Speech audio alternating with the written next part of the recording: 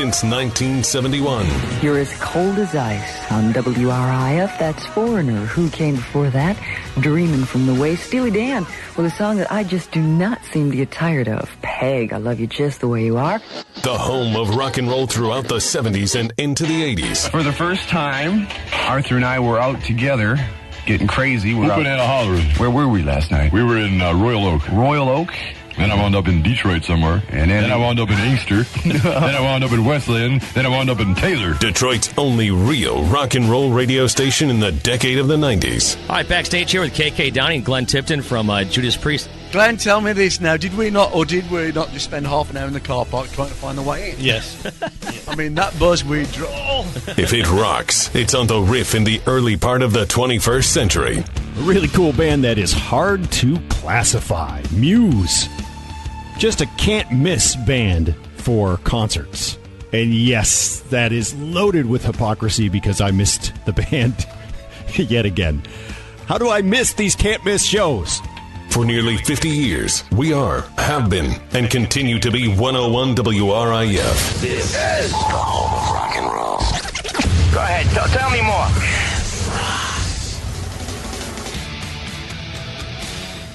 Welcome to the podcast, The History of WRIF, in which we are taking a look at the people and the personalities that made RIF so kick-ass cool for almost 50 years. I am Mike Staff. I'm your host, and I was a DJ on the RIF for 14 years, from 1992 to 2006. And joining the podcast today, a couple of guys that you absolutely have to include in personality and the history of WRIF. Jim Johnson, George Beyer, JJ, and the morning crew. Hey, guys. Thank you for having us. How's it going? I am so excited to be having this conversation with you. And George, I'm wondering, is this the first time your real voice has been on the air? No. Oh, really? No, I did a syndicated bit when I was living up north for a while that went on a lot of small Michigan stations. Oh, really? So, yeah, I was me then. Nobody was listening, but I was me then. So you have been hiding up north for a while. I was, yeah. We took the mask off every once in a while, though. Yeah, occasionally we went behind the scenes, did the old Wizard of Oz bit behind the curtain. Yeah. Well, I always wondered, because you guys were so hugely successful, and everyone knew JJ because he was on a lot of TV commercials. They obviously knew his name, but you were like, nobody knew your name, nobody knew your face, nobody knew who you were. Maybe just as well. Was that preferred? I don't know about that. Looking back at it, you think, well, maybe that was an added element because of the mystique. Mm-hmm. You know, the which guy is Penn or Teller, which one never talks, you know. I mean, there's a certain little shtick in that in itself. So. And by the way, there are still people out there that believed that the real Dick the Bruiser was actually George, and when he died, it was like, oh, your partner died. I'm so sorry. I'm like, no, right. You don't understand. I got a call from Frank Beckman about 8, 10, 12 years ago from WJR, and he was calling to make sure that I was alive because some listener called him to say that I had died. And so next thing you know, the producer from WJR is calling me up. Is this George Beyer? Yeah, it is. Well, you're not dead. No, I'm not. Here I am. Oh, so much to talk to you guys about. But first you got to realize how old we are. We got to go. Can we take a pee break? I know we're only so soon. Well, JJ been in radio for over 40 years. Is that right? 40 This years? year would be 48.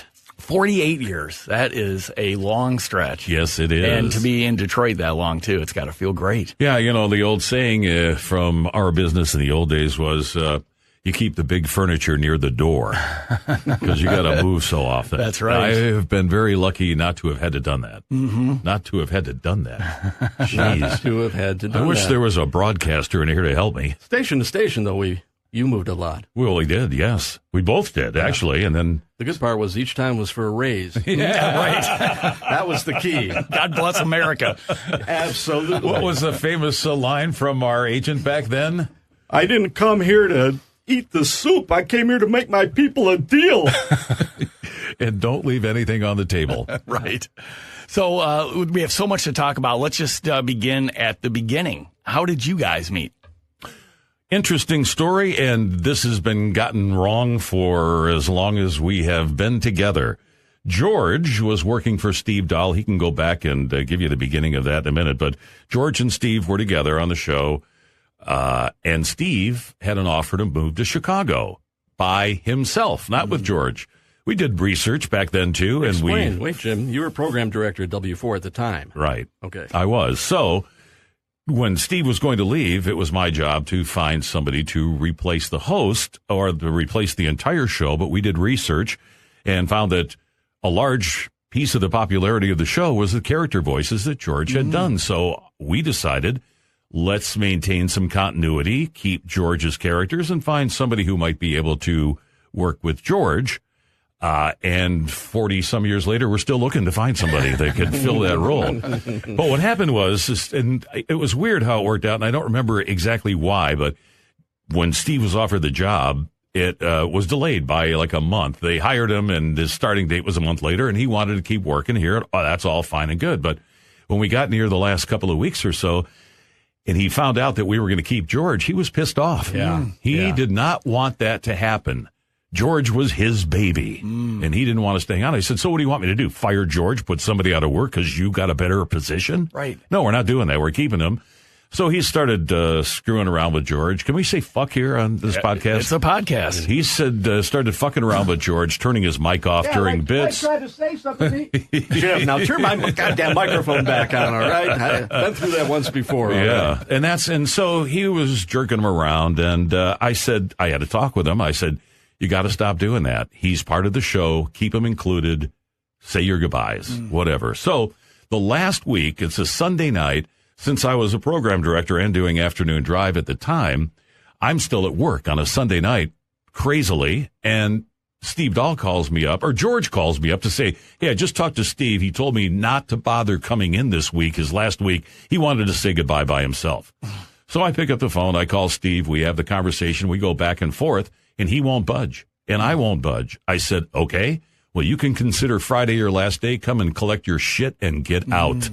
That's right. I don't remember that. I forgot all about that part. You weren't there. I was there on a Sunday night by myself. No. I remember the part about him not turning off the mic, and he was very possessive of the concept of characters and a guy on the radio. Well, that goes back forever. But at any rate, I remember that part, but I don't remember that he told me not to come in. Yes. Yeah, wow. Yeah, you called me to tell me that, so I immediately called him. Must have been true. My phone rang within about a second and a half, and it was our general manager, Bartley Walsh, fit to be tied, screaming at me at the top of his lungs. What have you done? What's wrong with you? You're going to ruin everything. Blah, blah, blah. And I explained to him what happened, and he slammed the phone down, and then he called Steve Dahl back. And then he called me back, and he says, you're right. I just fired that fucker myself.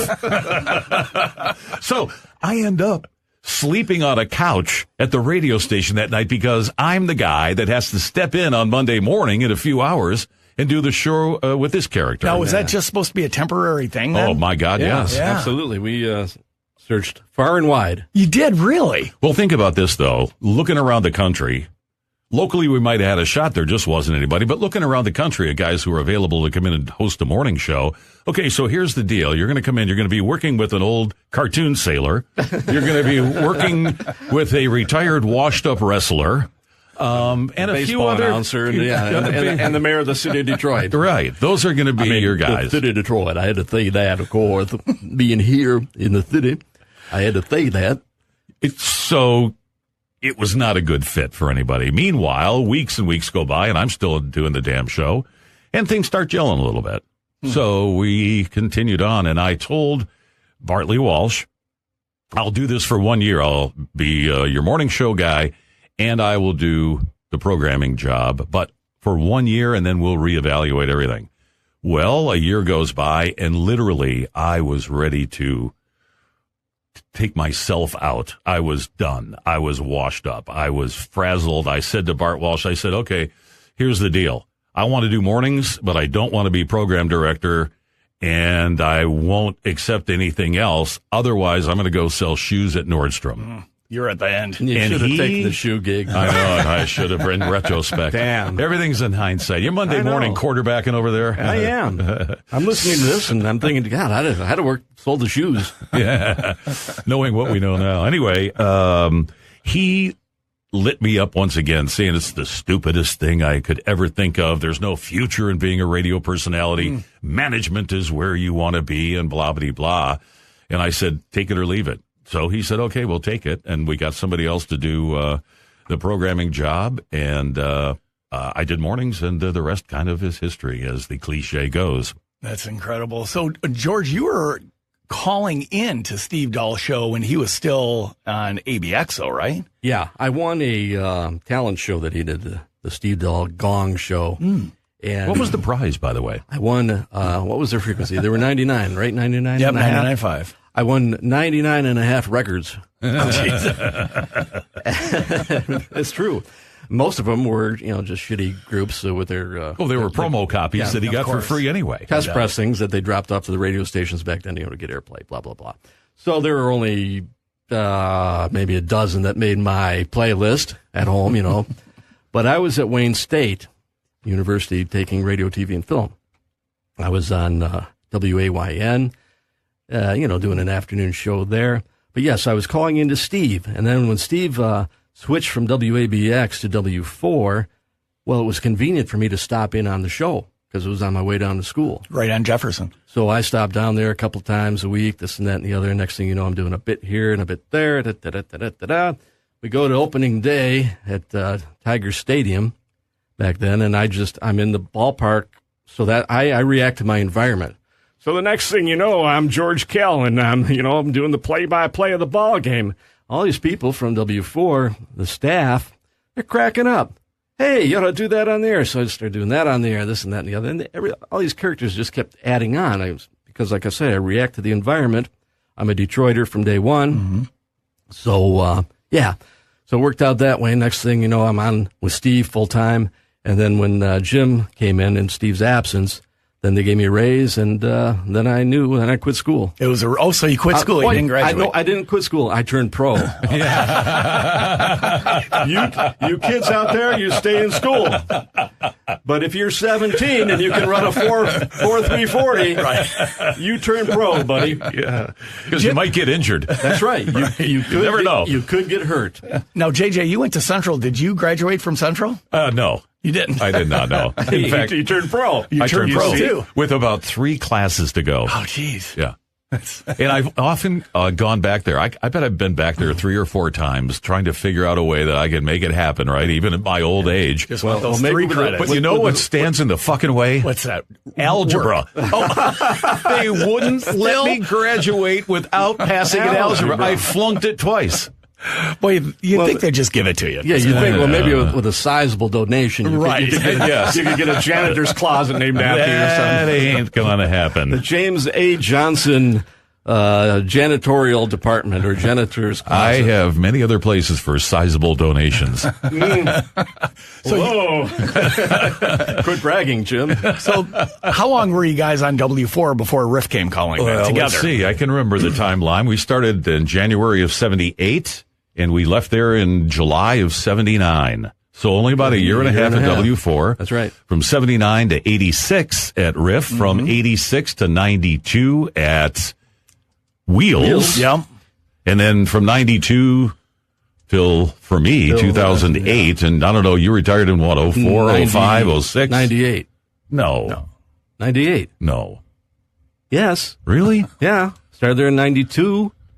Worked there till 98. I was there 10 years after you left? You were there a long time after I was. But the funny thing about this, when you figure it all out, we were at several stations longer than we were at the RIF. Yeah. But people still say, well, oh, you are the guys from RIF. Well, that's right. It was because, you know what? It was not only our wheelhouse at that time, it was our listeners' wheelhouse because we were all the same age. They weren't bogged down with work and families. They had more free time. And their interests were a lot different, and they were able to glom onto the stupid shit that we were doing. Yeah, right. That doesn't happen anymore. No, it was definitely active listenership. I mean, they came to our events. They hung on for our bits. As nowadays, geez, you go to a commercial, you know what happens. Sure. And thank goodness our audience they were very kind or accepting of loyal. Us loyal as can be because, hey, coming up, we got Meet the Bruiser coming up. Coming up, we got the Mayor coming up. We used to do our bits on the opposite side of the ads. to hold people through. Right. Coming up. Well, you must have been doing these voices at Dick the Bruiser in high school. I was doing Dick the Bruiser, and I was doing all my high school teachers. I was doing, TV characters when I was. He meant he was doing their voices. Right. I'm curious what he thought when he first heard you doing him. Yeah, he did. I was still in one piece. And he was cool. He liked it. He liked the notoriety. It was a resurgence of his personality, his career. He was on the backside of the roller coaster by then. And the funny thing of that is, too, after he did a little bit of work with us on the radio, he started doing that with some of the guys in Indianapolis where he lived.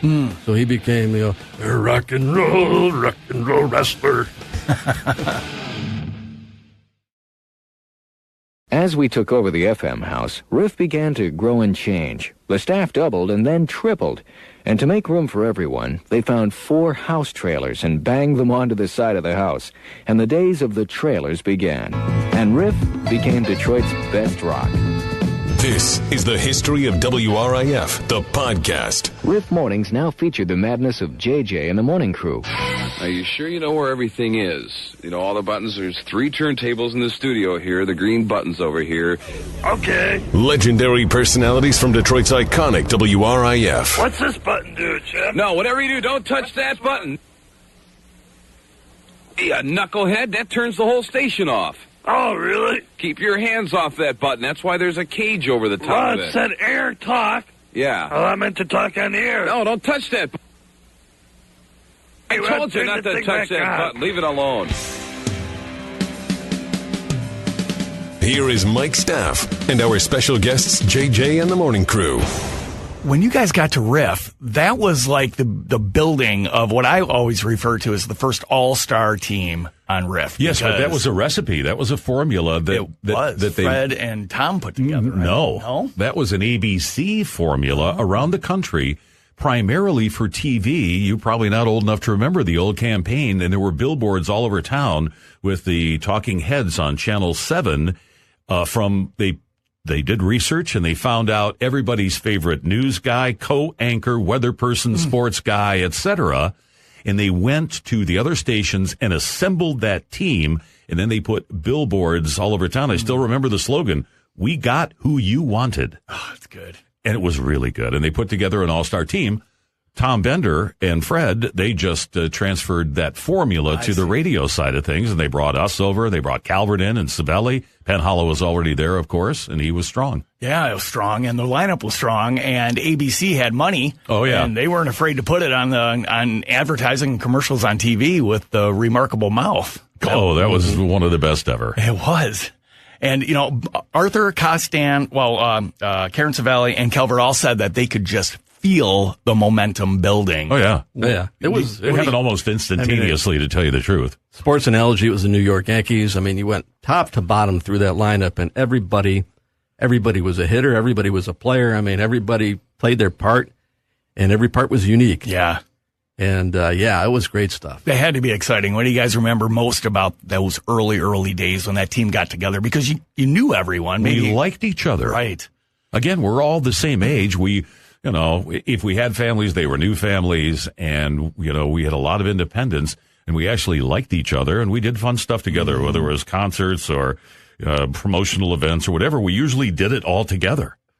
No matter what your day part was, we kind of gathered and assembled. And I remember one of my favorite times, George will remember this like the back of his hand, the real Dick the Bruiser came to town, and we were going to shoot some TV commercials, so we took him to the Detroit Zoo. Actually, I think that was later in the deal. I remember Bruiser, with several stories we could tell you about Bruiser coming into town.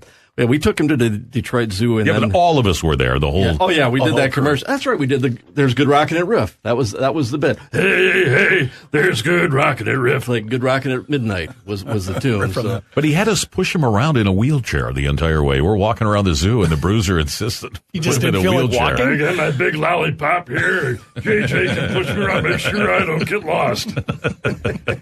Now, was the Bruiser character, was that in play before you got to Riff? That was still... Yeah. Was that a Steve Dahl thing? That was Steve Dahl's bodyguard. Yep. Oh, okay. The original concept was Dick the Bruiser was Steve Dahl's bodyguard. Now, I was doing Dick the Bruiser for Steve off the air, and he's, what the hell's that? Well, again, being from Detroit, I knew because when I was 6 years old, I was watching Lord Leighton on Channel 9 with Dick the Bruiser and the Sheik and all those guys.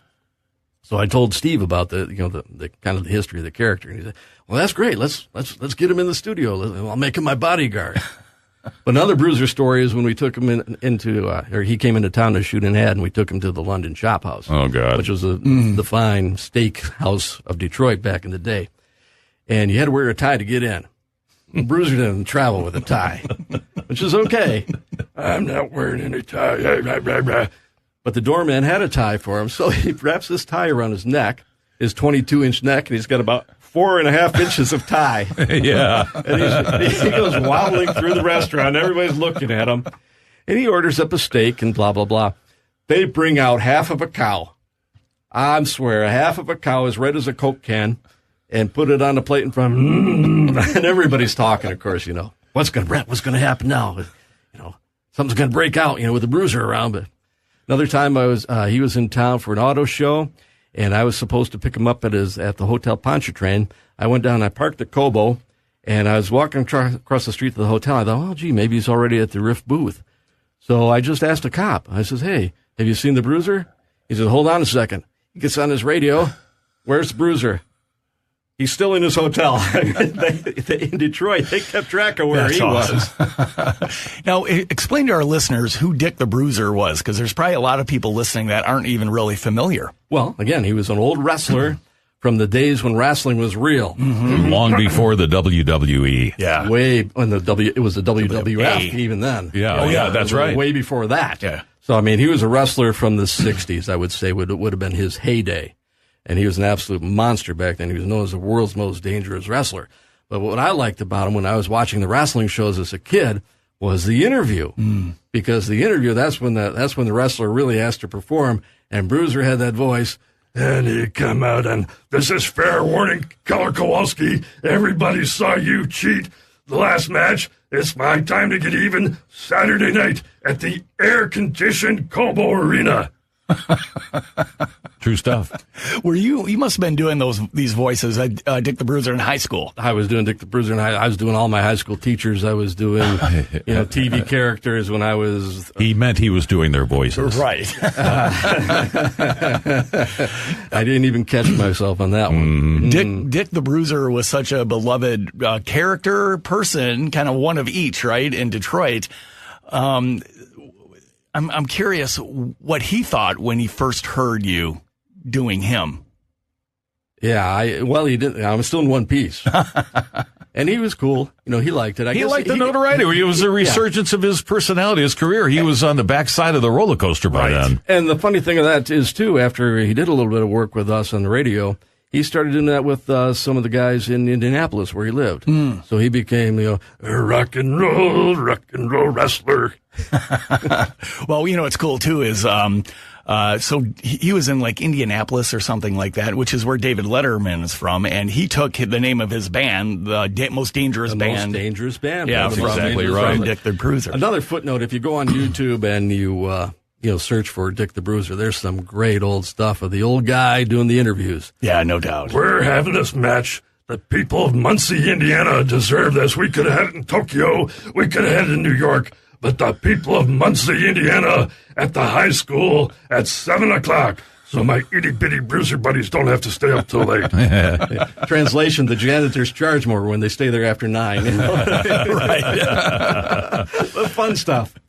And it was the classic match was always the Bruiser and the Sheik. And the Sheik was a guy who lived in Lansing, wasn't it, George? I think up in Williamsburg. Yeah. Yep. So we get this big promotional event. We're going to do the Bruiser and the Sheik, the final rematch at Olympia at the time. Rock and roll versus disco. Right. Well, that's true, too. We got to talk about that. Oh, yeah, we got to talk about it. Yeah, so we show up, and George and I are in tails and top hats. We're the ring announcers for this thing, right? We go backstage, and we see the two of these guys with a razor blade slicing each other's foreheads for them, and then they dry it all out, and then they go out and wrestle. And in the middle of the match, one of them would take the butt of his hand on the other guy's forehead to open up those little wounds so they would bleed all over everything. It's die hard. When you're sweating, you're going to bleed a lot. It's like if you nick yourself shaving, it's no big deal. Long before the advent of AIDS or any of that stuff people were worried about, right? Little window into the backstage world of pro wrestling. Right. You be careful now. I did not say any of that. That was Jim Johnson. I know everything that happens in that square circle is real. Right. And those are highly trained professional athletes, so don't try this at home. That was Jim Johnson's interpretation.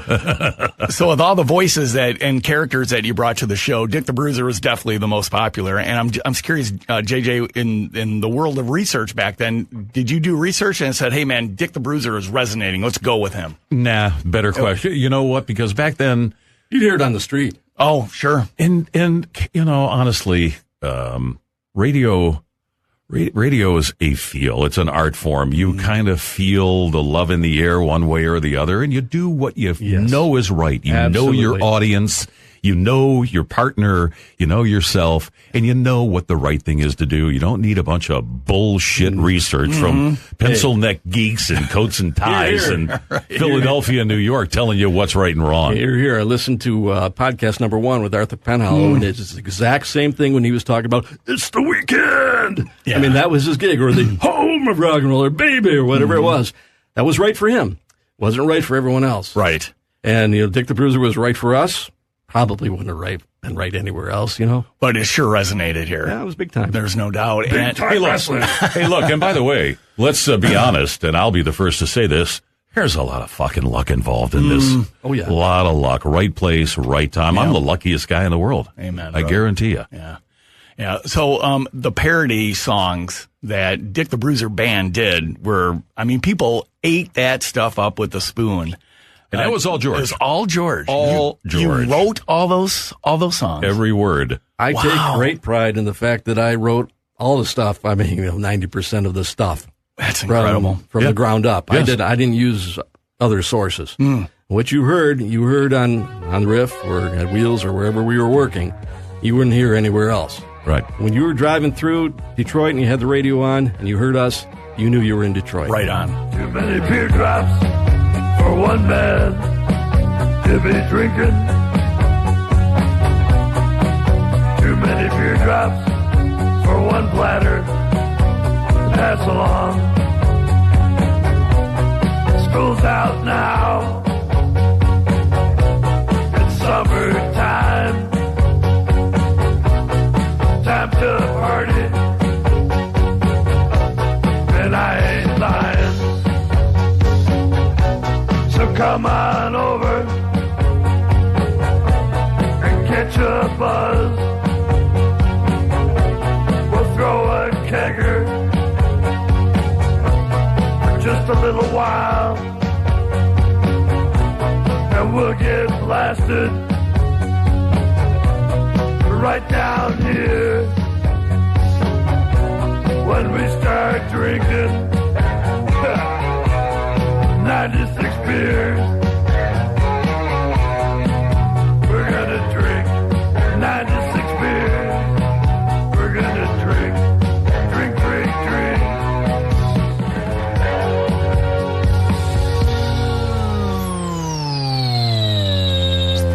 Nothing matters but the weekend. From the Bruiser's point of view, gonna go into the kitchen and drink myself another brew. Switching to high. Switching to high. Coming up. Were those songs ever released as singles? I do remember some of those in like a Harmony House and things we like that. put some stuff on vinyl for charity.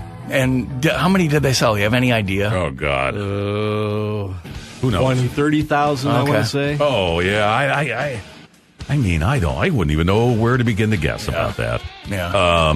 Who knows? And they're still selling, because I get people asking me all the time, hey, where can I get a copy of this? I say, I got go an look idea. on the internet. The GoFundMe page. The history of WRIF. The podcast is brought to you by the Specs Howard School of Media Arts. Get up, Detroit. It's a new day in the Motor City with JJ and the Morning Crew on the Riff.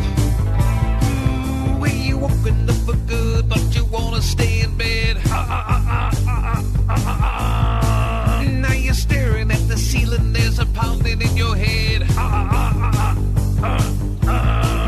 But you gotta go to work and collect your day's pay. So you hurry through your job, cause at night you'd like to play. We don't wanna get up anymore. We just don't wanna get up anymore. Well, you do have to kind of wonder what it would be if you had the internet, you had the content distribution methods that they have now, what that might have looked like. Well, to this day, I mean, I'm walking out of the mall the other day, I'm hearing the tail end of Don Henley's Boys of Summer, and I had to scratch my head. What's the real words? And out on the road today, I saw Moosehead sticker on a Cadillac, and I'm like, what's the real words there? What's the real words? He's ruined those songs for a lot of people, and not just me. And it was a Deadhead sticker on a Cadillac. Right. I had to look that up on the internet. So funny. Yeah. Because, that was going on in my head. Out on the road today, I saw a Moosehead sticker on a Cadillac. No, fatter. All of that. And I played, the other day I said this on the air, actually. I played Gary Newman's Cars. And all I'm thinking of is in bars. And that was a stupid song, too. Throw up on the wall in bars. That was a force. That was a stupid song, but whatever. No, it resonated. People still like that song. Yeah, Bars was better than Cars. There's no question about Absolutely. that. Well, yeah, Cars was not a great hit. Were those songs ever released as singles? I do remember some of those on like a Harmony House and things we like that. put some stuff on vinyl for charity. And how many did they sell? You have any idea? Oh, God. Who knows? 20, 30,000, I want to say. Oh, yeah. I mean, I wouldn't even know where to begin to guess about that. Yeah. Who knows? And they're still selling, because I get people asking me all the time, hey, where can I get a copy of this? I say, hey, I got go an look idea. on the internet. The GoFundMe page. Maybe we can make some money on right. this. Do you own all those songs? Yes, I do. Yes, I own every one of them. He owns the lyrics, not the music. Right. You don't want to get into publishing. Do you know how many songs you did? I don't. No idea. Who was the band in the Dick the Bruiser band? Usually employees from the radio station. Costan was a guitar player. And Mark Pasman, who is a very accomplished guitar player. Yeah, he's great. So when we were working at the same station, those guys, and we had Tavis Markham over at Wheels, who is our producer there. He was a bass player. So whoever's working, we would comb the bowels of the radio station, as it were, looking for talent. And sometimes we found some, and sometimes we didn't, but we went with it anyway. Tom Dalden, who was an employee, was a drummer. Tom Dalden, who now is well known for Under the Radar on PBS. So yeah, there were talent from everywhere. And then you had a lot of gigs. Like the Dick the Bruiser band became a pretty in-demand type of act, didn't it? Oh, yeah, it was in demand. They demanded that we get the hell out of there.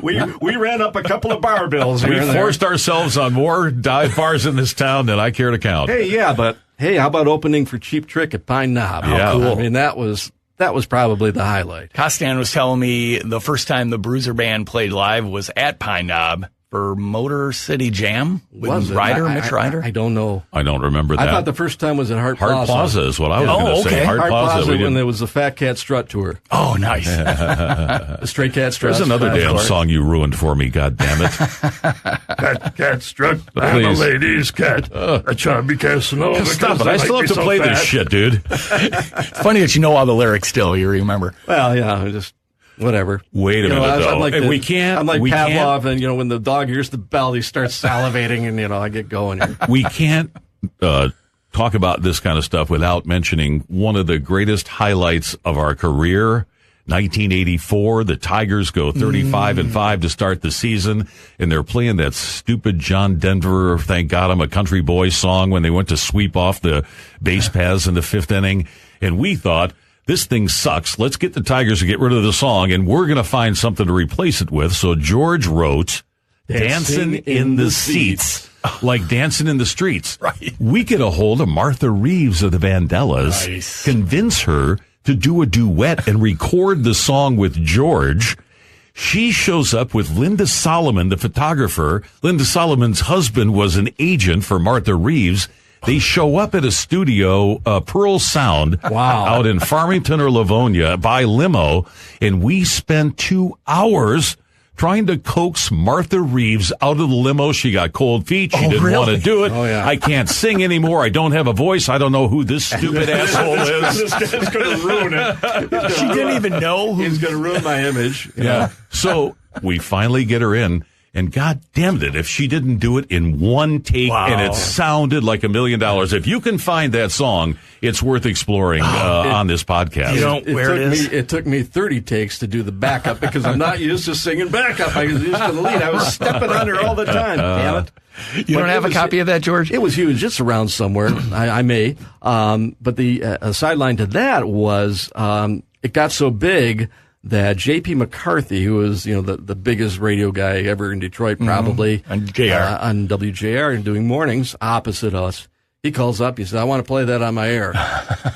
So I grabbed a copy of it, and I drove down the highway and went up to the top of the Fisher building. Yeah, that's awesome. I might have it somewhere, too. We'll see if we can find it. We'd love to I find met that. the guy, and he played it. That's amazing. And it's unheard of for another competing morning show to do That's what I something mean. like that. It was bigger than the station. It was bigger. It was part of the Tiger thing. It was part of the Tiger energy that was going on in the city at the time. So yeah, what the heck? And did the Tigers play it during the 7th No. inning? No. That part never worked. But it didn't matter. It didn't matter. By then, they had more success with John Denver. So. Right.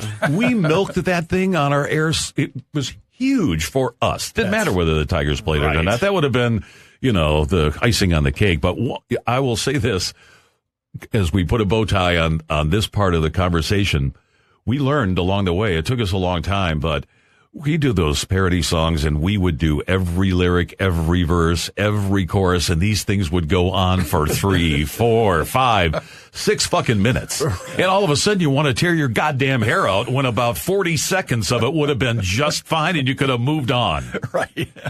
It had to take a long time to write those songs. I mean, one thing that listeners don't really get is on a 4-hour morning show, you have got how many hours into show prep? 10, 12, maybe more hours into show prep?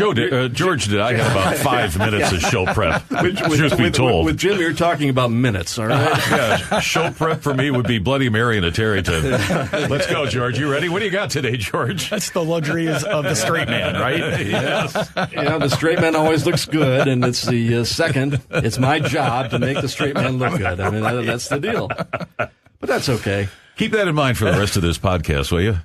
I try to make you look good? Yes. So let's talk about disco and what was going on in Detroit with the disco rage, because that really was a thing when you guys first got to Riff. Steve Dahl kind of stole it and went to Chicago with it. Arthur was already railing against disco on the Riff. So let's talk a little bit about that. Yeah, to be fair, I will give Steve Dahl credit for somewhat initiating that. But we were all on the same page, and George and I, equally as much here in Detroit at the time. And it was about exactly the same time that we jumped on board. It was like, this shit just sucks. Should we talk about what the original name of the group was, George, or let that go? We should let that go. All right. There's some things That's fine. don't I get play. you. But we sat down and we said, what are we going to call this movement? What are we going to call this movement? Gosh, we had all kinds of things, and I don't know how it happened, but we landed on Dread. Mm-hmm. Detroit rockers engage in the abolition of disco. And the abolition part, I don't know. You needed an A. You needed an A. Yeah. Exactly. So, we landed on that, and man, it was huge. It was huge. And, I think about it, too, because I'll be driving around, and I'll hear JJ on WOMC 104. Thank you, George. Thank you for the plug, George. And he'll be playing KC and the Sunshine Band. And I'm thinking, I'm going to drive my ass over there, and I'm going to hook his gonads up to the battery on my Jeep with my jumper cables and give him a little zap. What the hell? But then I got because that was the punishment, by the way, for our listeners. That was right on the card. We'd have our listeners turn in their neighbors, coworkers, or family members for listening to disco. We'd call those people up and we'd give them the electric chair. Nice. Now, to be fair, it's kind of like the flu. You don't want to have the flu, but every once in a while you get a flu shot, right? And it puts just a little bit of the flu virus in you to make you stronger.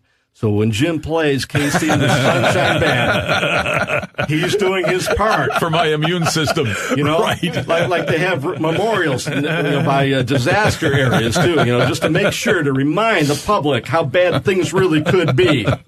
So when you hear my good buddy JJ on WOMC 104 Detroit's hits playing KC and the Sunshine Band, call him, give him hell. But when you guys came up with Dread, was the idea to have a Dread card, or did that come later? That came later. So, but not that much later, honestly, to tell you the truth. We made a bit out of it, and then it was pretty quick thereafter that we thought, well, maybe a membership card into this club, because we saw it growing so quickly. Right. And let me tell you something, and that was the bane of our existence, because once that part of our career was over with, all we ever heard in our meetings with program directors, what's the matter with you guys? Dread. You've got to come up with another fucking Dread.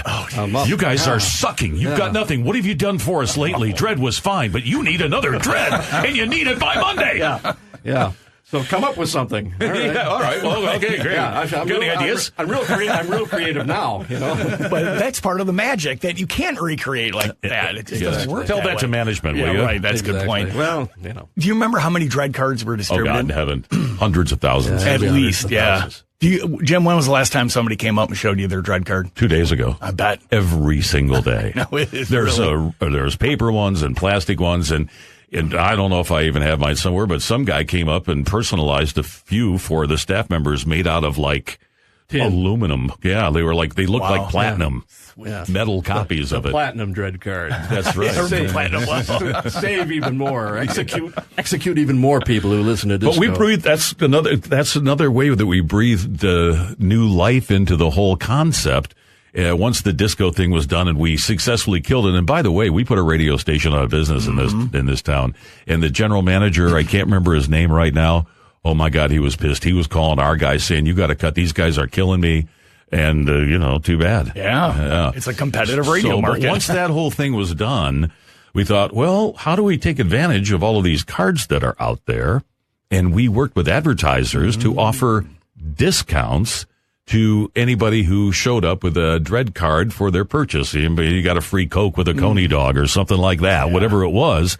So we changed the name, not from Dread, it stayed Dread, but it was Detroit Area Rockers, Detroit Rockers engaged in the acquisition of discounts. Yes, there's the A word for that one. Asshole. The A words.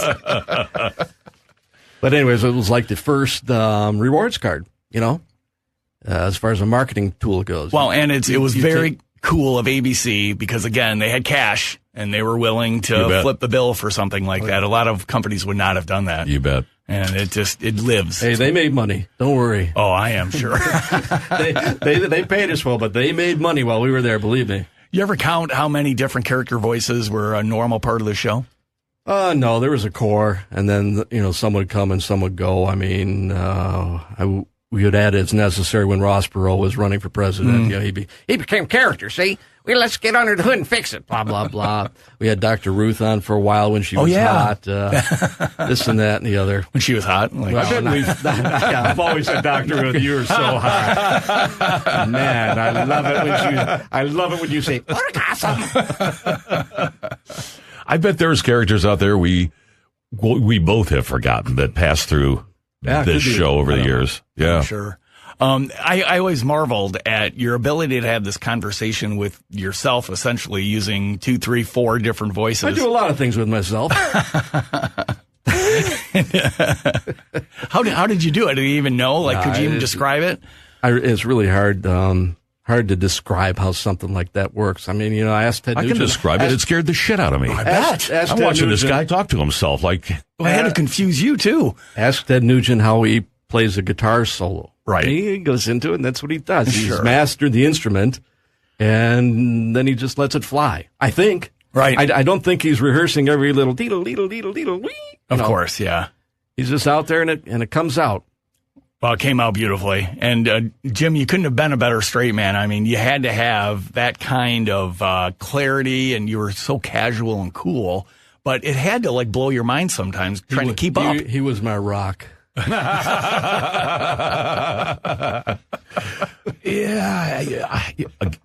the same rule applies for the straight guy, though. It just came out. Yeah. I didn't rehearse it. I didn't, this all was a new thing. I was supposed to be a program director, not a morning show host. Right. That worked out. Just right place, right time for both of us, actually. Coming up. It was an educational thing the Michigan State Police were doing about the effects of drinking and driving. So they came in with a breathalyzer machine, and George's job was to drink. And drink I did. For real. Yes, on the air shots. And then every, 15 minutes, half hour, whatever the bit was with these guys. And they'd measure us. And they'd say, okay, well, here it is. And then he'd have to perform some kind of a test. Sobriety test. So at the end of the day, like 8:40 in the morning, he's had, I don't know how many shots by then. He's gone. I'm doing about a 0.22 right then. And I even then I'm saying, enough. I don't think I can take any more. Right. And so, but he still has to Meet the Bruiser, the whole 2 or 2.5, 3 minute long dissertation about drunk driving, I think it was. It's a minute and a half normally.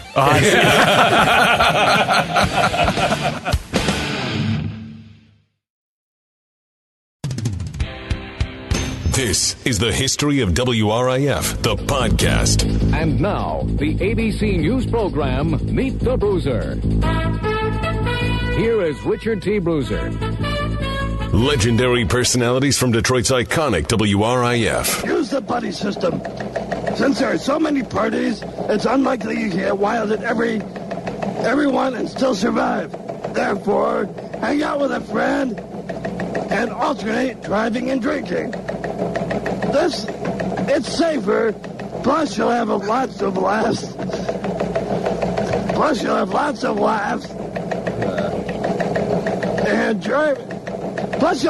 laughs driving your buddy home.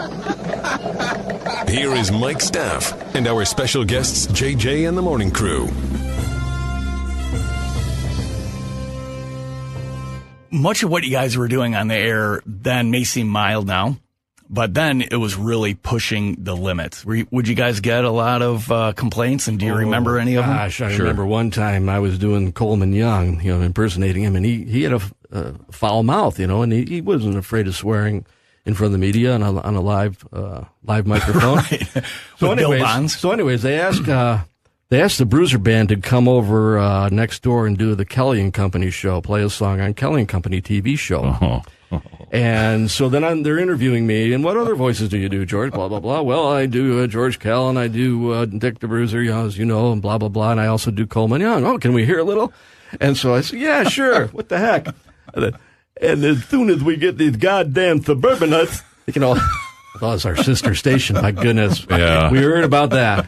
I am sure. Well, we used to break the rules a lot, and we were part of the reason they got changed, I think. One day, and I forget why, but there was a story, and we just randomly dialed the White House. We had the White House main number back in those days. Here's what it was, because I thought about this the other day. It was when the Republican National Convention was in Detroit. 1980. Yeah. And we got the number. We found out that they were staying over at the Dearborn. What was the big hotel out there? The Hyatt? The Hyatt out in Dearborn. Maybe it was that building. I don't know, but you're right. It was. And we phone jammed into there. Their extension was. Because in the old days before they figured it out. Yeah, you had 8212. Oh, right. 8206. And we're just randomly going through this. And some guy picks up the phone, and then, of course, Jim takes it from here. Well, it turned out to be John Dean. Oh, jeez. So we weren't off the air for more than 0.2 seconds when we get called into the general manager's office, and there's a lawyer on the line from the White House. From the FCC. Oh man, that is crossing a line fast, isn't it? Yeah, well, that's probably as tight as my sphincter has gotten doing radio. That was pretty scary because, at that point, money and contracts wouldn't have mattered. Sure. But there was another time, similar circumstance. They do the big ship parade every summer this is a good one, yeah. for the 4th of July celebration. Is that on the Detroit River? Yeah. And then they dock at Hart Plaza, and I forget even what the ship was. It was like some destroyer. But it was a U.S. Navy commissioned ship. These guys were still sailors and all of this stuff. Active duty. Yeah. So they wanted us to come down and do our show from there. No. We figured out, it would be neat to do the show like on Truth or Consequences. Always Bob Barker would do a bit, and then a guy's girlfriend would be involved in it, and then they'd propose or something goofy like that. And then Bob Hope would always go out and he'd bring the eye candy with him, have the babes up on stage and stuff. So we figured we better have some gals on this show. We can't just go down there and entertain but the other guys, there's just sailors who are been at sea for a while. Right. They had some female company, so we called a bunch of strippers. Nice. Yeah. And we had no idea that they would actually take their clothes off, but the punchline to all of it was that morning was family day aboard the ship. So all of these sailors who had family in the area, their wives and girlfriends and kids and moms and dads were all on board the damn ship. And we look up all of a sudden, and here's this guy came down, the captain of the ship in his dressed whites with his hand behind his back, looking like he was going to just explode. Yeah. Explode. His veins were popping out, and he comes marching down the stairs, and he goes up to Johnson. This is a United States naval vessel. Do you know the meaning of the word decorum? And in 1 second, I can have I can have these guys, security, what do they call them, MPs. And throw you right off the boat. I can have you off the boat in 5 seconds. He wasn't. It would have taken these guys 3. I mean, it was. That was another uncomfortable phone call after the show that day. It was like sick 'em boys, and we'd have been toast. We'd have been in the river, and that's the last you would have heard from us. But and in retrospect, it actually makes sense to think that strippers would strip. Well, who knew? I mean, what are you going to do? We're just trying to be friendly with the boys. Right. Take care of our servicemen. Entertain the troops. That's right. On the air, Jim, playing the straight man, so casual and cool. You were also like very disapproving of some of the things that the Bruiser would say, and it seemed like just to offset it. So if you were kind of like, then the listeners might not be so tweaked by it. Yes, and that's a formula that still works today, and it worked in the 1920s when people were doing radio gigs back then. You've got the yin and the yang, you've got the plus and the minus, and as long as you can balance the feel, the good and the bad, and not only that, sometimes, not as often, but sometimes the role would be reversed. I'd say something untoward, and one of the characters would jump in and say, "Oh, JJ," or whatever the case may be. Covering for each other. The voice of reason from unreasonable people. I don't know. What were some of your favorite Meet the Bruisers? That's such a great bit. There's one, the most historical one of all, which has lived on forever. The drunk Meet Bruiser. the Drunk Bruiser. Right. It was an educational thing the Michigan State Police were doing about the effects of drinking and driving. So they came in with a breathalyzer machine, and George's job was to drink. And drink I did. For real? Yes, on the air shots, and then every 15 minutes, half hour, whatever the bit was with these guys. And they'd measure us, and they'd say, okay, well, here it is. And then he'd have to perform some kind of a test. Sobriety test. So at the end of the day, like 8:40 in the morning, he's had, I don't know how many shots by then. He's gone. I'm doing about a 0.22 right then. And I even then I'm saying, enough. I don't think I can take any more. Right. And so, but he still has to do Meet the Bruiser, the whole 2 or 2.5, 3 minute long dissertation about drunk driving. I think it was. It's a minute and a half normally.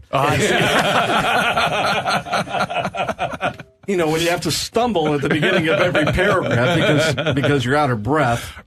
It took about 3.5 minutes to get through it. Yeah, it was brutal. And I know that exists still somewhere on tape, but it's hard to listen to. But then I had to give the fucker a ride home. Oh, jeez. And guess what?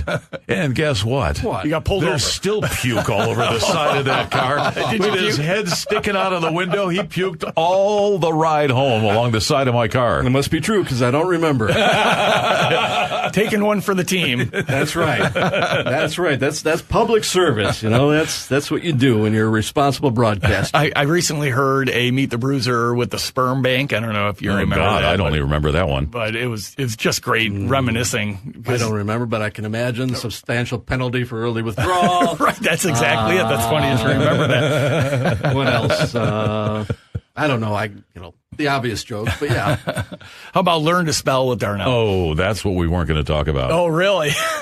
Well, look, it was a different time. It was a different time, yes. It played and well. that was the one bit that I did in the history of our career in the 20-some years we were together. That's the one bit that was mine. And we don't want to talk about it anymore. Enough said. Sweep that under the rug. Sweep that under the rug. Next topic. But I hear that every single day, and people want to hear those words. And for me, it's still such a funny bit that I come up with words to this day. I come up with new Darnell words that I weave into sentences that are great. So good. Yeah. You see them today, very similar. Mexican word of the day. You see those in memes on Facebook all the time, and they got the guy with the Mexican hat on. And July. Right. July, right? And, I told the politician July. Right. July. That's a lame one. Yeah. Well, that wasn't mine. I'm saying you still see them today. I'm not responsible for these. Mine were a hell of a lot better. Much yes. better. And the music helped and all that too. So. You guys remember the free concerts down at Hart Plaza? RIF did a lot of those. Yeah, absolutely. The Bruiser Band played. Yeah, the Bruiser. And you guys remember what other bands were playing at the Look? The Look. Bittersweet Alley. Oh, yeah. Rhythm Corps was Rhythm Corps was part of it. Yeah, In fact, before that, even at W4, we had a show on Sunday night called Homegrown. And we would have people submit tapes for Homegrown, and we would play those tapes on the air Sunday night for an hour. And then at the end of the day, we had this great concept of let's make an album of all these homegrown artists. Well, the Rockets were on it. So good. Early Rockets. Rhythm Corps was one of the bands. I know Bittersweet Alley was on it. I know The Look was on it. And Mitch. And a handful of others. And then we had a contest for our listeners to design the album cover for it. And we had one drunken night over at my house in Pleasant Ridge where the whole staff got together. We poured over all of these album covers and then finally came up with the winning album cover, and that person got a prize or whatever. But the cool part about that was we somehow convinced the Detroit Institute of Arts to put them all on display as an art exhibit, all of these homegrown album covers. It was great. Well, it's such a part of the rock and roll history of Detroit, though. I mean, it fits. Right. It's a good thing. So it was all those bands that carried through during that time period that ended up playing those gigs at Art Plaza. Well, but Jim, you should take big credit for that. Seriously, Jim was the driving force behind that. His name's on the album. He wrote the epilogue, and good work. Well, I can see why you're running away from him. You never know how to treat you right. Well, it's a time to move. You can never really hope to understand. You need time for a chance to make your move. What have you got to lose? He knows the reasons deep inside. He knows the reasons deep inside. But when you speak, there's no reply. But when you speak, there's no reply. There's nothing you can say to ever make you change his ways. Time to move, you are.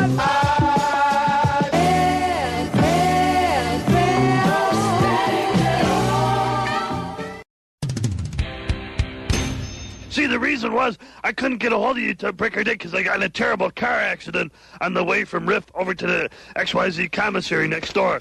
Car accident? Wait a minute. Hold on a second here. Quiet, you go back and read the newspaper, Jim. I can't help it. This is personal business. I heard you out of the corner of my ear lying again. This is the history of WRIF, the podcast. He was hit by a car. Is that what happened? Dr. Friedman, nice of you to give him the benefit of the doubt, but I know better. Oh, dear. Now- Again, his credibility is at stake. That's twice. Legendary personalities from Detroit's iconic WRIF. I have a good credit rating. I belong to Diners Club. Oh, how wonderful. Do you ever use the card? You certainly didn't with me. Oh, Joe. Here is Mike Staff and our special guests, JJ and the Morning Crew. Talk about Arthur P. a little bit and your relationship with him, and you guys got any good stories about Big Daddy? Arthur P., bigger than life. Yeah. Bigger than life. What a character. God love him. I mean, This is me, Arthur P. Blah, blah. But he was good. He was good. Actually, I understood what you just said more than I usually understand what Arthur says. Right. Yeah. Well, one of the things, Art, I go back to my high school days listening to Art when he was on RIF. And I was in elementary school. Our graduation party was going to be held at the East Detroit Memorial Field, and I think MC5 was going to be there or something. A well-known band. It might not have been MC5 at the time. Penhall puts it on the air. Well, I leave my job at the gas station with intents on going to a party. By the time I get over there, the tear gas is in the air. It was a Donnybrook. So, yeah, that's Penhall for you. But when he spoke... people listened. Well, listen, let's go, we'll circle back to the beginning of this conversation where we talked about how this group was assembled. He was the anchor. I mean, he was the guy, he was the foundation of what they were trying to build there. So all the props to him. He started the whole ball rolling there, and I give him, he's the grandfather of FM radio in Detroit as far as I'm concerned. Now, you can talk about Dick Kernan being there as a PD, and you can talk about Lee Abrams actually being there as the PD when he was like 16 years old, and they gave him that radio station. They were PDs. Art was the voice and, well, yes. and the character. He was the air presence of the whole deal. I mean, if you put them all together, you got Art. Right. Yep. Yeah, he was that guy, no question about it. Crazy as fuck, but he was the foundation. That's right. Oh, he lived his life that way, there's no question. Yeah. How about Kelver? Talk a little bit about Ken. Ken's a funny guy. He is a funny guy. Ken's a funny guy, smooth guy, lovable guy, I like Ken. Ken was, when I was in high school again, you had to write a little paper for my radio class then, who's your favorite disc jockey? Ken Kelver was my favorite disc jockey. Yeah. He was just smooth as glass, the casual one, and he came by that name honestly. Yeah, no doubt. Art said that there's no better midday guy on radio than, except maybe now on WOMC. Sorry, I got something in my throat. Let's talk Ken, about... Ken was part of the team. Yeah. And he inspired me a lot of ways. He was a good foil. When we do the crossovers, he'd get a big kick out of whatever I was doing. That helps when your teammates. He's a very funny guy. He probably could have had a good career in stand-up comedy. He's that good. Sure. Just all of them. Karen Savelli, the queen of the hop. And my relationship with her began years before that. I was working up in Lansing with a guy named Mark Addy. Oh, yeah, Mark Daddy Addy. Mark Addy comes down here to Detroit to work at W4. I come down on a weekend to visit him, and I go into this dimly lit studio with candles, incense, and marijuana smoke. That's funny. In the studio. And at that time, the board was overlooking Jefferson Avenue through a big picture window on the second floor of what was once a bedroom in this old Victorian house there. On a Saturday night at 10:30, 11 o'clock at night, smoking dope, watching cars go by, listening to album-oriented rock music just as it came off the presses. And he invited me down to come check it out, and I did. And Karen Savelli was the one on the air, and that's when I first. And at that moment, said, I'm going to do radio. Right, I want in. Well, I was already doing radio up there, but I said I want to come home. I want to do this. Wow. And honest to God, and I swear this stuff works. For me, that was like putting the magnet on the refrigerator of the new car you want. This is my dream. I'm going to look at this every day. I'm going to make this happen. Yeah. My dream was to work on that station at W4, and goddammit, it happened. Yeah, that's awesome. Oh, that was with Karen. That was your dream to work with Oh, Karen. yeah, well. Anyway, but that's how I met her, and we became friends, and corresponded a little bit during that period of time. It was probably another year before I got to have the chance to work there, but it came true. Yeah, it sure did. So you guys left W4 to go to RIF. Howard Stern came on not long after that on W4, right? I don't want to say maybe 6 months to a year, George. Something like that, yeah. But he never had the popularity in He wasn't Detroit Howard that he Stern did. then, though. To be fair to Howard, because I have undue respect for the guy. Of course, you got to. Yeah, I mean, he's the king of all media. Yeah, just ask him. That's right. That's right. But I have the greatest respect for him. But frankly, he was not Howard Stern. He did not become Howard Stern until he moved, I think, from here to Washington D.C. Yeah. Washington That's D.C. when started developing. That's when it kind of started into a shtick, and Thank God he wasn't Howard Stern. He was here. He would have kicked our ass, George. That's right. Well, could have been. Could have, would have. Yeah, of course. Who knows? But he gives, listen, in fairness, if you look at his movie or if you especially look at his book, he gives great props to this market in Detroit. Yeah. And it's he laments the fact that he couldn't make it here at the time. Right. He did this bit recently where he was talking about him being at W4, and he says, across the street there is this guy, Arthur P., and he would just say, baby. Like he wasn't even getting it right. He goes, how do you compete with that? You got to be from here, you know. Yeah. And Riff was kicking W4's ass by the time he got there. W4 was on its way out. It was brutal, yeah. Well, it was Howard Stern and then country and western shit. Oh, yeah. They had already flipped formats. Yeah. Yeah. Yep. And that was his swan song. So then you guys were at Riff for 6 years. Yep. And then you went to Wheels. Yep. What made you leave Riff? Money. That's it. No, Saturdays off. Yes, that was the sticking point. They were going to match the money. They would have. They probably would have. But also remember, at that exact moment, the station had been sold. ABC had to divest itself of their AM station, and they had to divest themselves of other stations around the country. Riff was one of them. So we were sold to a small single shingle company. Was it Silver Star, George, was the name of the company, I think?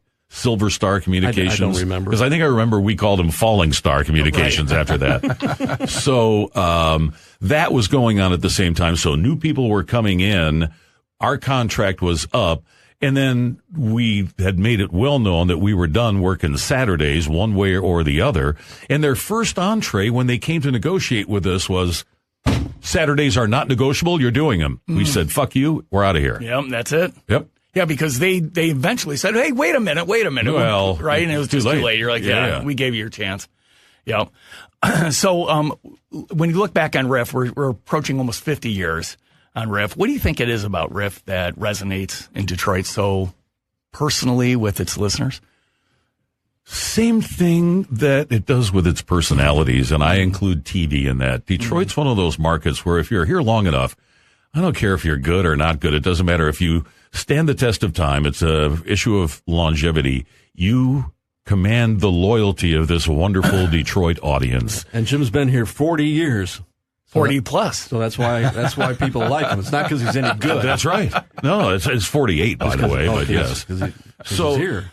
So it's true of personalities. I think that same kind of thing is why Riff has stood the test of time. Those call letters have been a part of the fabric of people's lives from the minute they grew up. Certainly people our age, and they've been able to their credit, they've been able to evolve with those people, hang on to them, and then evolve to a point where they can still attract some of the younger audience as well. Yeah. And you know what you're going to get. It's still rock and roll radio station. Right, you turn it on. Then you can decide to go this way for 5 years, and then go this way for 6 years, and then, well, we're going to call it this, but, the call letters are this, and the frequency is this. No confusion. It's, it's 101. Well, I think there's an authenticity, too, that Detroiters can sniff out bullshit pretty quick. And if there's going to be especially like a morning show coming into Detroit and they're not Detroit, right? I mean, it's just not going to fly. Yeah. I found this old article in the news, and it's dated August of 1979, and I thought it was very, very interesting. It says George was quoted as saying, at 22, Beyer has time to wipe out disco and still pursue his own personal goals after JJ and the Morning Crew are a thing of the past. Quote, I'd like to keep doing this as long as it keeps happening, but not to the point where it feels like a job, he says. I don't think I'll retire at WRIF, but I don't think I'll do anything else creative. You have to be into this job in order to do it. I'll save the last for myself. Very true. It just, at 22, that's awful prophetic for a 22-year-old. I was pathetic and profound. Very profound. and now I'm rotund. I don't know. So do you guys keep in touch pretty regularly? Yeah, we've had a beer or two over the years. Yeah? That's awesome. You know what, though? I think we were both pretty similar in this. While the Riff days were a little bit different when we were younger and we did events together, I don't think any one of us would say that we were like a radio family, like we wouldn't go hang out together, like we wouldn't have our wives, over for dinner at somebody else's house in the industry. You get pretty absorbed into it while you're doing it. It's a pretty intense thing. So when you walk out the door of the studio at the end of a day, last thing you want to do is some radio asshole. You know? So yes, we stay in touch. But it wasn't like Ward Cleaver and who was the other guy? Fred Rutherford. Yeah, right. We didn't play golf together or anything like that. No, I hated no, it wasn't golf like that. Yeah, but when you see each other again, it's just like, no time has passed. And we met up a couple of months ago for a beer at Mr. Joe's across the street here, and I was nonstop laughing for me. Of course. He's still as funny today as he was then, if not funnier. Yeah, that's awesome. And I'm still as much of an asshole as I was then as I am now. Yeah, but he paid. Well, you're on a fixed income now. Yeah. I'm waiting for somebody to fix it. When we think about the history of WRIF, and we're doing these podcasts to be able to just document all of this really great stuff, and it's been awesome talking to you guys about this. Did I miss anything? Is there anything else that... Probably. Yeah. Yeah, I'm sure. To be continued. There's so much. Somebody's going to hear this and call in or email in or whatever they do now. Well, when Arthur was listening to the podcast, he was texting me going, we forgot this, we forgot that. And I said, well, let's do a part 2. So maybe if we think of it, we can do a part 2. I'm sure you talked about the WRIF concert guide, the biggest debacle in the history of that station. No, talk about that. But it was a cool thing. The concert, it was printed. I think Karen was telling me. Did you see? You've not seen one? Oh, I've got 100,000 of them in my basement. Yeah, I'm happy to give you an armload of them. You talked about ABC's money at the time, and they came up with a great concept. It was the WRIF concert guide. It had all the seating diagrams of the various arenas around town and this and that, and then had little profiles of the air staff and then some little ads and this and that from many of our sponsors. It's a wonderful publication. Problem is, they ordered like 250,000 of them. True story. And give them away. And they gave away 40 or 50. It just wasn't as cool as a dread card. Yeah, well, it was bigger. You know, you couldn't put it in your wallet and all that stuff. And it was a hell of a lot more expensive, I can guarantee you that to make. It was a high gloss, Nobody would publish anything like that today. Yeah, never. And there's a closet over there somewhere, I bet, where there's still cases of them. Right. In addition to your basement. In addition to my basement. We all took it. It was like, please, can you take a box of these with give to your family? 30,000 hectares of the Amazon rainforest. Right. And WRIF concert guides. It's a long time ago. We didn't know about that stuff back then. It's all our fault. But they did things well, and that was part of that's also part of the magic. I mean, to launch that station even before we got there like they did, and to continue it while we were there, they spent a lot of money. They invested a lot into the product. But then you got to remember, that was a real radio company back then and a real TV company. And then with deregulation, all of our radio and TV properties all of a sudden became the property of investment bankers who had no history, no love in the walls for what we were doing as an art. It was a commodity, and it was shareholders, and it was profit, and they would do whatever it took to make sure that they made their shareholders and board of directors happy. The ROI, return on investment. Exactly. Didn't I hear that you were a little reluctant about going over to ABC at RIF because W4 was like a smaller company and you felt like it was cool, but corporate America don't want to go to ABC? I told you, but I dreamt of that being my golden job to work at W4. Yeah. Well, you get there and then you realize, and you set other goals for yourself on top of that. And I got the experience at W4. I had those great days. Not only did I get to work there, I got to program the radio station, and I got to, with help from Lee Abrams, I'm not taking credit for this because he was a genius, but no doubt, with him and me as program director, we ended up with no budget and a one owner small little thing defeating the giant. And that was RIF. Yeah. And that was rewarding. So, and then it became a matter of money. W4 was also sold at that time, and they brought in a new general manager that we didn't particularly like. I forget the guy's name, but they fired our friend Bartley Walsh, and they brought this other guy in, and they started doing some things we didn't like.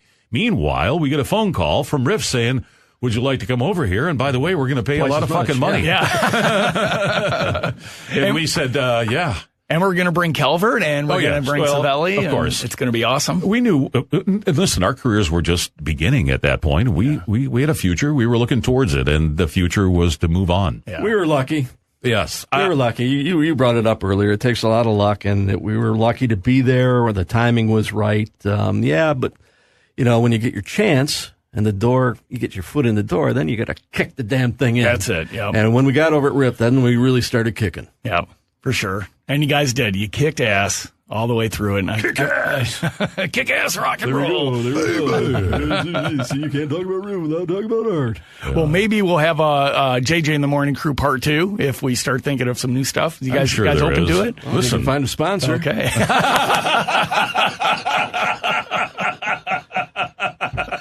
Next time. I'm trying to remember, and I can't put it together. Didn't JJ and the Bruiser go down and confront W4? Legendary personalities from Detroit's iconic WRIF. So what happened? It was really weird. I was programming at that time, and the morning show actually was on Saturdays as well. Back then, DJs did 6 days, and including Art. Art worked on Saturday afternoon, but Jimmy and George did Saturday morning, and I got a call at home. With Mike Staff and our special guest, former program directors Fred Jacobs and Tom Bender. Apparently, W4 was on the air promoting the bring a RIF T-shirt to W4, and we'll give you a W4 T-shirt in exchange. So we're caucusing on the phone. What do we do? We're getting all these calls, whatever. And so we worked it out, and they arranged a caravan. And they invited people to come over to the radio station on 10 Mile in the Lodge. And when they got off the air, this huge caravan of people drove down to W4 all the way on Jefferson Avenue. And there were hundreds of them, and they literally stormed the old W4 house and wiped them out of T-shirts and all that stuff. So, I mean, it was a weird street symbolic moment, but in a weird way, I don't think W4 ever really recovered. The history of WRIF. The podcast is brought to you by the Specs Howard School of Media Arts.